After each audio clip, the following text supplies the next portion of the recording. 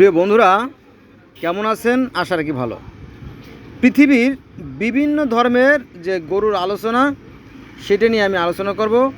পৃথিবীর অসংখ্য ধর্মে গরুর কাহিনী আছে, যেমন সনাতন বা হিন্দু ধর্মে গরুর কাহিনী আছে, ইসলাম ধর্মে গরুর কাহিনী আছে, ইহুদ ধর্মে গরুর কাহিনী আছে, খ্রিস্টান ধর্মে গরুর কাহিনী আছে, আপনার গিলগামেশের মহাকাব্য গরুর কাহিনী আছে, মিশরীয় ধর্মে গরুর কাহিনী আছে, তারপরে আপনার গ্রিক, রোমান, সহ পৃথিবীর আরও অসংখ্য অসংখ্য ধর্মে এই গরুর কাহিনী আছে, কিন্তু আমরা এটা জানি না। এটা আমাদের ব্যর্থতা, অজ্ঞতা, সীমাবদ্ধতা। তো আসুন যতটুকু পারি মানে আলোচনা করি। এক নম্বরে, আমি যেহেতু মুসলমানের সন্তান, ইসলাম থেকে শুরু করি। আমাদের আদি পিতা হজরত আদম আলাইসাল্লাম যখন তিনি পৃথিবীতে আসেন, জিব্রাইল যখন তাকে পৃথিবীতে নিয়ে আসে, তখন হজরত আদম আলাইসাল্লামের এক হাতে এক মুষ্টি গম ছিল, আর এক হাতে ছিল কিছু জান্নাতি গাছের পাতা। ঠিক আছে? তো এই জান্নাতি গাছের পাতা বুনানোর ফলে পৃথিবীতে বিভিন্ন ধরনের বৃক্ষের সূচনা হয়েছে। এই ধরনের বর্ণনা পাওয়া যায় সহিহ হাদিসগুলোতে। আর আদমের হাতে যে গম ছিল, এই গমগুলো উনি খাওয়ার উদ্যোগ নিয়েছিল। তখন ফেরেশতা বলে, আদম, তুমি এই গন্ধব খেও না, এই গমগুলো খেও না, এগুলো বুনতে হবে। তখন আপনার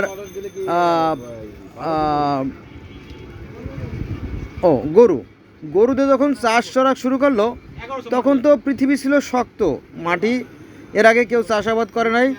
তো গরু বারবার কথা বলতেছে যে আমি পারতেছি না, আমার কষ্ট হয়ে যাচ্ছে, ইত্যাদি ইত্যাদি। তখন আদম গরুরে বলল যে তুমি বেশি কথা বলো না।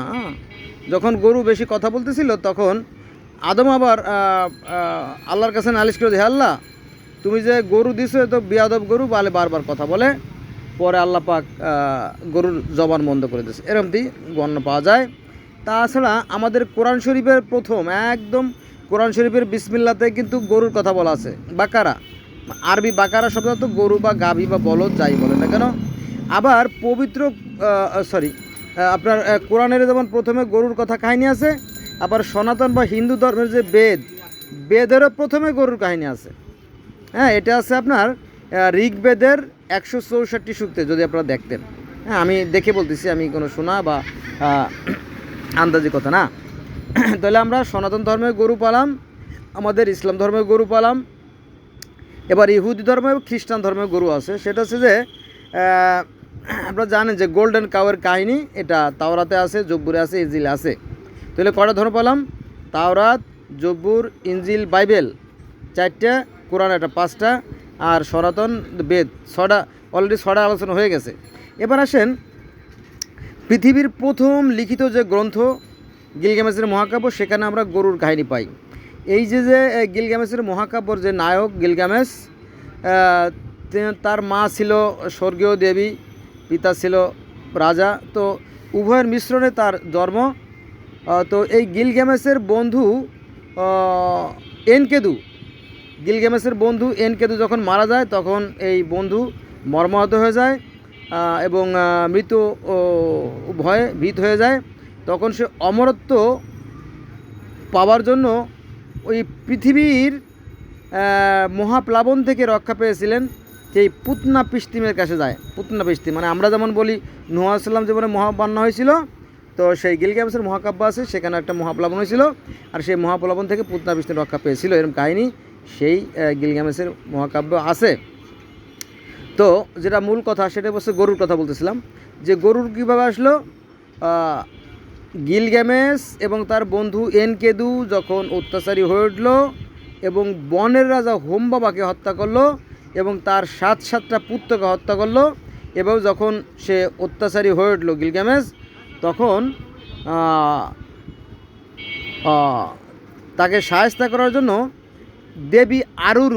দেবী আরুরু সেই স্বর্গীয় পিতা, অর্থাৎ সেই ঈশ্বর বা আল্লাহ বা মাবুদ বা গড, যে যাই বলি আমরা, তার কাছে ফরিয়াদ বলল যে এই যে গিলগামেশ এবং তার যে বন্ধু, তারা তো অত্যাচারী হয়ে যাচ্ছে, কি করা যাবে।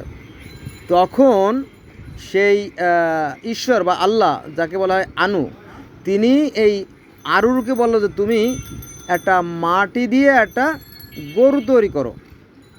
হ্যাঁ, গরু তৈরি করার পরে তাকে প্রাণ সঞ্চার করা হলো, যে গরুতে একেবারে ঢিসুম দিয়ে গুতা দিয়ে শিং দিয়ে এনকেদু এবং তার যে বন্ধু গিলগামেশ তাকে মারবে বা আহত করবে এইভাবে আর কি।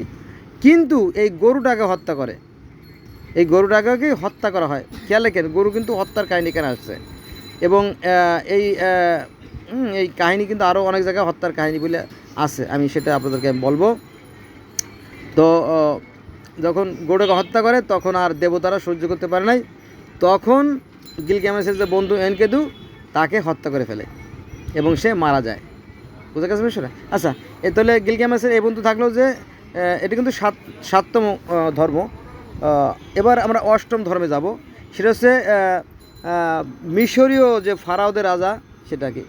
তো মিশরীয় ধর্মে কিন্তু যারা ফারাও রাজা ছিল তাদেরকে ঈশ্বর বলা হতো, একথা সত্য, ইতিহাস প্রমাণিত যে তারা ঈশ্বর, একথা সত্য। কিন্তু এই ঈশ্বরদেরকে যিনি সৃষ্টি করছেন তিনি হচ্ছেন মহা ঈশ্বর, তিনি হচ্ছেন কি আমনরা, তিনি হচ্ছেন অদৃশ্যের সৃষ্টিকর্তা।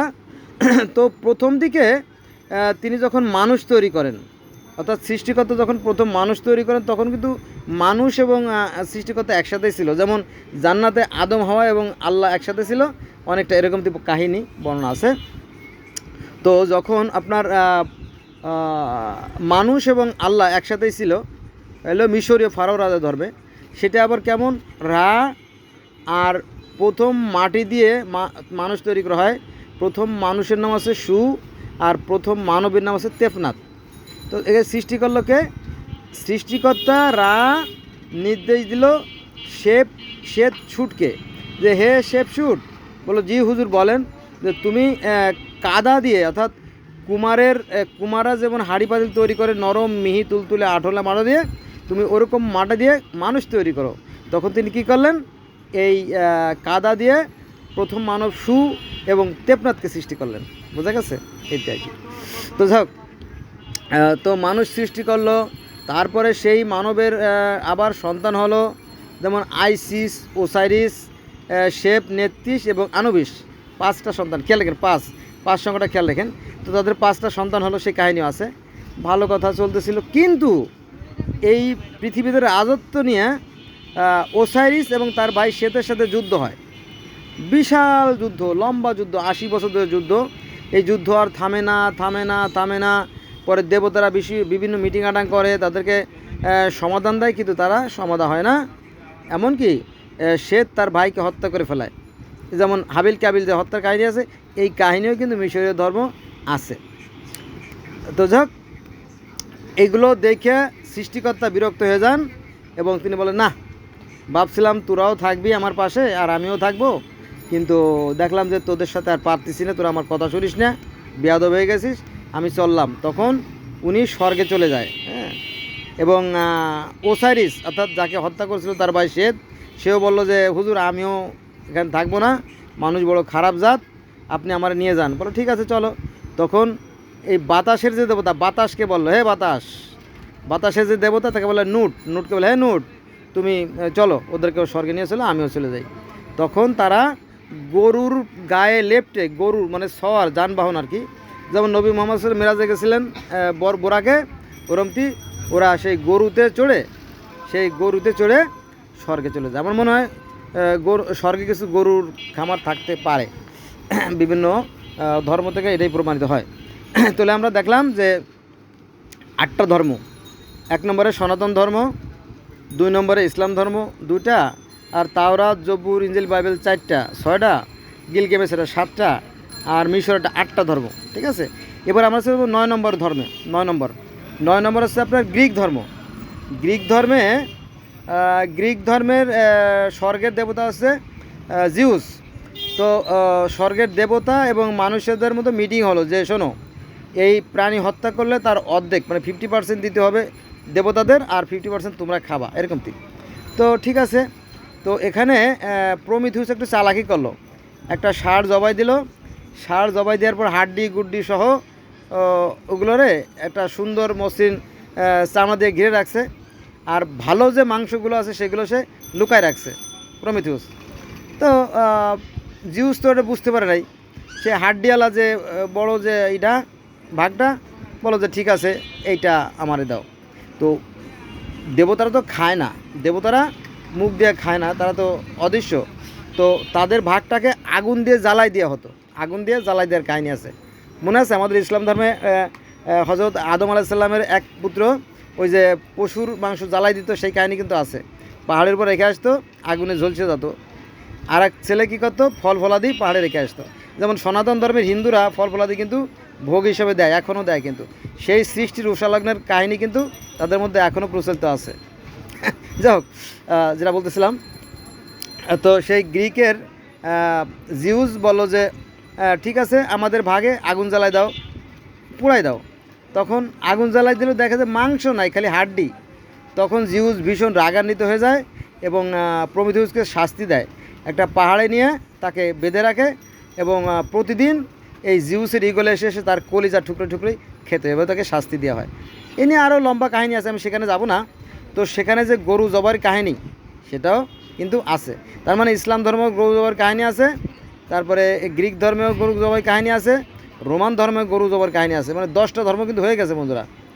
হ্যাঁ, তারপরে তো বললামই। এবার আসেন পার্সিয়ান ধর্ম, অর্থাৎ জরথ্রুজ ধর্ম আর কি। এটা ছিল আপনার বর্তমান যে ইরান, এর যে আগের নাম ছিল পারস্য, সেই সময়ের ধর্মের কথা বলতেছি। তো সেখানে বলা হয়েছে যে সৃষ্টিকর্তা যখন সৃষ্টি সূচনা করেন, তখন এই গরুকে জবাই দেওয়ার পরে তার যে রক্ত, সেই রক্ত দিয়ে বিভিন্ন জীব জন্তু, গাছপালা, ঘাস, গুল্ম ইত্যাদির সৃষ্টি হয়। এরকম বিশাল বর্ণনা আছে, সেখানে আমি যাব না, সময় বেশি লেগে যাবে। এবার আসেন আপনার মিত্রাই। মিত্রাই শব্দের অর্থই গরু। মিত্রাইজম, মিত্রা ধর্ম আছে, এটাও ইউরোপের একটা ধর্ম। এই ধর্মগুলো বিলুপ্ত হয়ে গেছে আপনার খ্রিস্টান ধর্ম এবং ইসলাম ধর্ম প্রভাবে, কিন্তু তারপরেও কিন্তু কিছু ধর্ম টিকে আছে যা মানুষ জানে না, জানার চেষ্টা করে না। হ্যাঁ, তো সেখানে এই মিত্রা শব্দের অর্থই গরু। হ্যাঁ, এই গরুকে জবাই দেওয়া হয় একটা পর্যায়ে। গরুকে জবাই দিলে পরে গরুর যে আত্মা, সেটা একটা নক্ষত্রের মতো একটা জ্যোতি, একটা আলো হয়ে দেবতা হয়ে মহাশূন্যে উড়ে চলে যায়। আর বাকি যে রক্তটা থাকে সেটা থেকে আপনার এই যে বিভিন্ন ধরনের জীব জন্তু, গাছপালা, লতাপাতা, চন্দ্র, সূর্য, গ্রহ, নক্ষত্র, স্বর্গনরক, এগুলো সৃষ্টি হয়। এটা একটা গন্ধ পাচ্ছি আমি, আমার যেহেতু আমি ইসলাম ধর্মের মানুষ। তো আমাদের ইসলাম ধর্মে আছে যে সৃষ্টিকর্তা তার নূর দ্বারা মোহাম্মদ সাল্লাল্লাহু আলাইহি ওয়াসাল্লাম সৃষ্টি করে, আর মুহাম্মদের নূর দ্বারা জগৎ সৃষ্টি করে। আবার এমন বর্ণনা পাওয়া যায় যে সৃষ্টিকর্তা প্রথম 4 জন ফেরেশতাকে সৃষ্টি করে, পরে বাকি সমস্ত জিনিস সৃষ্টি করে ফেরেশতারা আর কি। যেমন আজরাইল রূহ কবজ করে, মিকাইল বৃষ্টি বর্ষণ করে, তাই না, জিব্রাইল মেসেজ আদান প্রদান করে, এরকম তো আছে না। তো এই যে 3 জন ফেরেশতার কথা সেম টু সেম সনাতন বা হিন্দু ধর্মে আছে। যেমন আপনার ব্রহ্মা সৃষ্টিকর্তা, বিষ্ণু পালনকর্তা, শিব হলো সংহারকর্তা, বোঝা গেছে। আর আমাদের মিকাইল আছে কি, সৃষ্টিকর্তা, মানে বৃষ্টি বর্ষণকারী। উনি জীবন যাতে রক্ষা হয় সেই কাজগুলো তিনি করেন, একই অর্থ বহন করে। আবার এই যে আপনার 3 জন 4 জন যে দেবতা, এই 4 জন দেবতার কথা অন্য অন্য ধর্মে আছে। যেমন মিশরীয় ধর্মে আছে, যেমন হু, শেহা, শেহেমেহ, 4 জন দেবতার কথা বলা আছে। এবং কোরআনে আছে যে প্রাচীনকালে ও 4 জন দেবতা কে মানুষে মানত, সেটা তো লাতো, মান্না, উজ্জাহাবল, 4 জন দেবতা। এইভাবে 4 জন দেবতার কথা অসংখ্য ধর্মে আছে, সেখানে আমি যাব না, সময় বেশি লাগবে। তারপরে এই যে ইসলাম ধর্মের সাথে, ইসলাম ধর্ম যেহেতু নতুন, সর্বনতুন, সেখানে আদমের যে 5টা সন্তান ছিল, একটা আছে হাবিল, কাবিল, আলো শীষ, 3 ছেলে, আর গাছবিবার, আকলিমা, 5 ছেলেমেয়ের কথা এখানে আমরা পাই। ঠিক সনাতন ধর্মেও 5টা ছেলেমেয়ের কথা বলা আছে, যে মনু এবং 17বার 5 সন্তান ছিল।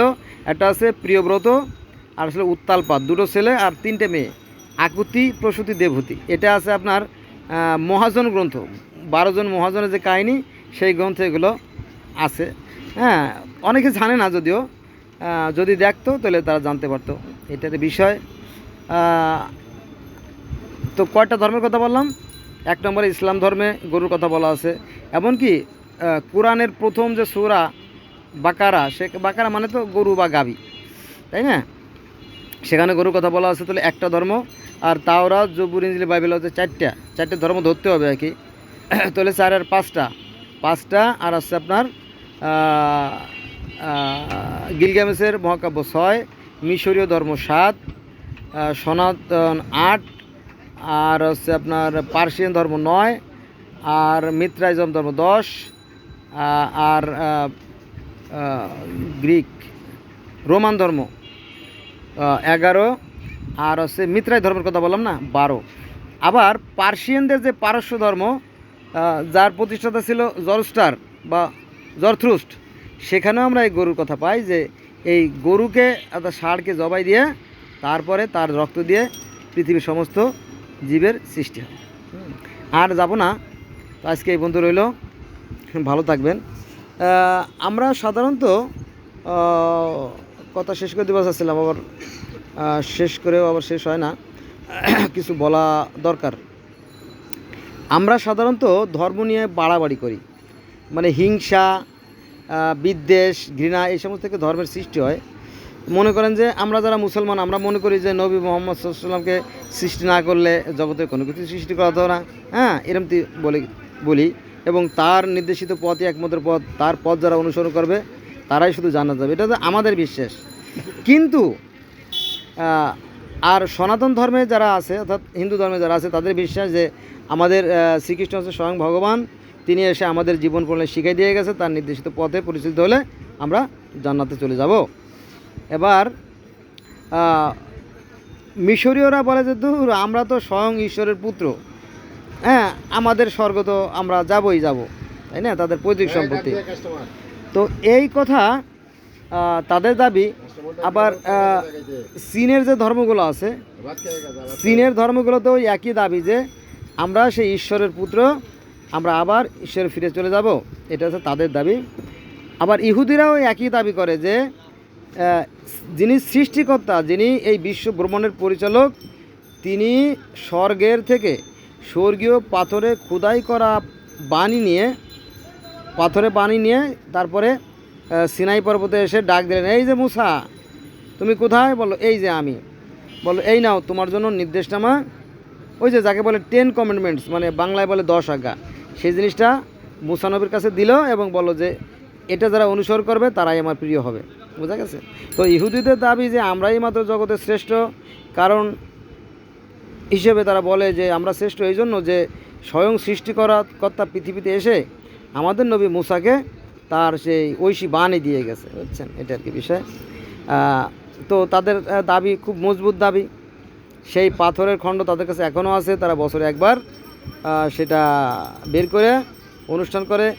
এই কথাটাই যে দুটো পাথরের কথা কোরআন শরীফও আছে, দুটো পাথর যে দেওয়া হয়েছিল সেই কথাটা কোরআন শরীফও আছে। যাক, এবার আসেন খ্রিস্টান ধর্মে যারা, তারা বলে দূর, অন্য ধর্মই না, কারণ আমাদের ঈসা নবী অর্থাৎ যিশু আছে স্বয়ং ঈশ্বরের পুত্র, তার নির্দেশিত পথই একমাত্র পথ, তার পথ যারা অনুসরণ করে তাদের তো বাপদাদার সম্পত্তি আর কি স্বর্গ, তারা স্বর্গে চলে যাবে। হ্যাঁ, এদিকে আবার বুদ্ধ ধর্মের অনুসারে বলছে আমরা কি দোষ করছি? আমরা তো কোনো দোষ করিনি। আমাদের যে প্রবর্তক, যিনি প্রতিষ্ঠাতা গৌতম বুদ্ধ, তিনি তো নিষ্পাপ, নিষ্কলঙ্ক, নিষ্কণ্টক, কারণ তিনি একটা পিঁপড়ে মারছে বা মশা মাছি মারছে এরকম কোনো রেকর্ড নাই। আসলেও তা নাই, কারণ সেখানে আছে শুধু মানে অষ্টমার্গ, যার অর্থ হচ্ছে 8টা সত্যে নিষেধাজ্ঞা, মানে সত্য চিন্তা করতে হবে, সত্য কর্ম করতে হবে, হ্যাঁ, কারো ক্ষতি করা যাবে না, এই সততা কথাটা যুক্তিসঙ্গত, কিন্তু এই কথা তো কোরআনে আছে। সূরা আল বাকারার 62 নম্বর আয়াতে বলছে যারা সৎ কর্মশীল এবং যারা সৃষ্টিকর্তা বিশেষ করে তারাই জান্নাতে যাবে। এর কথা মানে আপনার গৌতম বুদ্ধের কথা কিন্তু উড়ে দিতে পারেন না আপনি, সম্ভব না, তাই না? তারপরে আল্লাহ পাক আরও বলছেন যে আমার সৃষ্টিকে ভালোবাসে, আমি তাকে ভালোবাসি, এটাও কিন্তু কোরআন হাদিসের কথা, তাই না? তো এই একই কথা বুদ্ধ ধর্মে বলা হয়, জীবে প্রেম করে যেই জন সেই ঈশ্বর। বোঝা গেছে? এখন সবাই মানে পৃথিবীতে যে ধর্ম আছে সবাই দাবি করতেছে যে আমাদের ধর্মই একমাত্র সর্বশ্রেষ্ঠ ধর্ম এবং আমরাই জান্নাতে যাব। কিন্তু এই ধর্মের দোহাই দিয়ে পার পাওয়া যাবে না বাবা, ভালো কাজ করতে হবে, ঠিক আছে? আর ধর্ম বলতে যে জিনিস বুঝি আমি আমার ব্যক্তিগত, সেটা হচ্ছে যে সত্যকে সত্য বলা আর মিথ্যাকে মিথ্যা বলা না, আমি ধর্ম।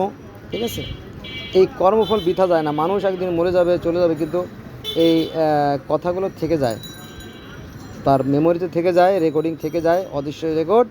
এটা চালু করে দিলেই আবার সব ধরা খেয়ে যাবে। অতএব সাধু সাবধান। হুম সময় থাকতে নিজেকে সংশোধন করে ভালো পথ অবলম্বন করতে হবে। ধন্যবাদ সবাইকে।